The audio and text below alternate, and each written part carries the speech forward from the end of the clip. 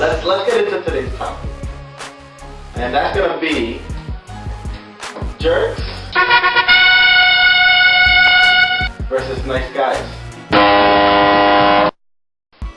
Well, first we'll talk about jerks, which a lot of people don't understand this concept. You know, a lot of people confuse jerks with assholes.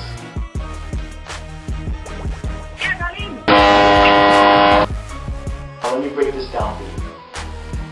An asshole is the type that will go up to a girl and be, yo baby, what's good? Wanna come over here, let's go back to my place, you can suck me off.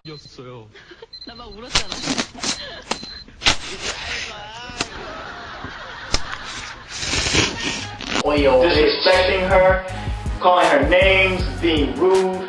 Now a jerk is a big difference. He is viewed as what we were talking about before. He is the alpha male. He just knows what he wants, he goes for it. But the key difference is he doesn't hide his sexuality. That's the difference between a jerk and a nice guy.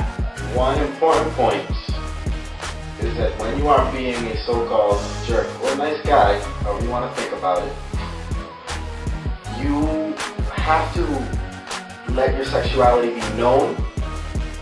You know, you can't hide it, but you also can't focus on it either. Don't dwell on your own sexuality. What you should be dwelling on is what, though, about hers. It's not about you. Her sexuality. It's not about you. You're not going to turn her on by telling her what your desires are.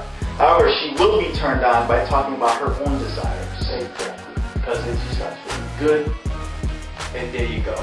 It puts her in that mood. It lets her, she feels in her head she's already doing those things, and all you have to do is just be there basically after that. Make it a reality.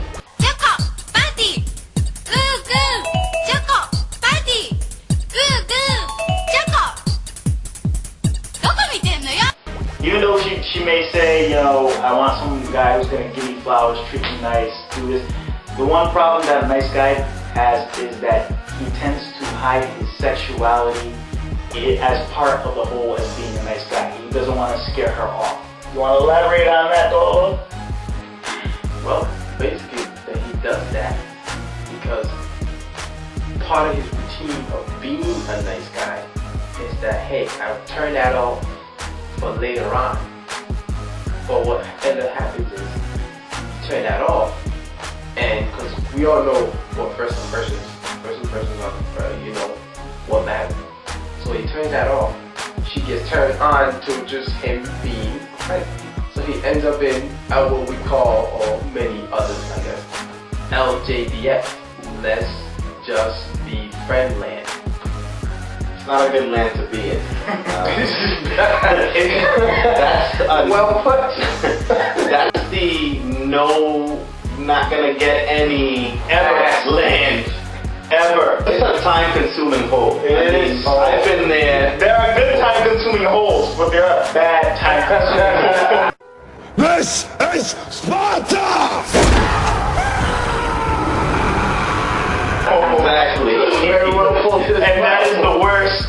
I mean, what it comes down to is, you can be a nice guy, but you have to warp that word. You have to erase what you think a nice guy is. Think about it this way. If you are telling the girl your true intentions ahead of time, right? And not in a super rude way, but letting her know you're sexual, you know. And so is she. Don't make any excuses for it, because you are a man. Exactly. And everyone knows that you are sexual. And what's going to happen is you're going to be known as the nice guy. Why? Because you told the truth. You let her know ahead of time. You didn't lie to her and then just, you let her know what's up.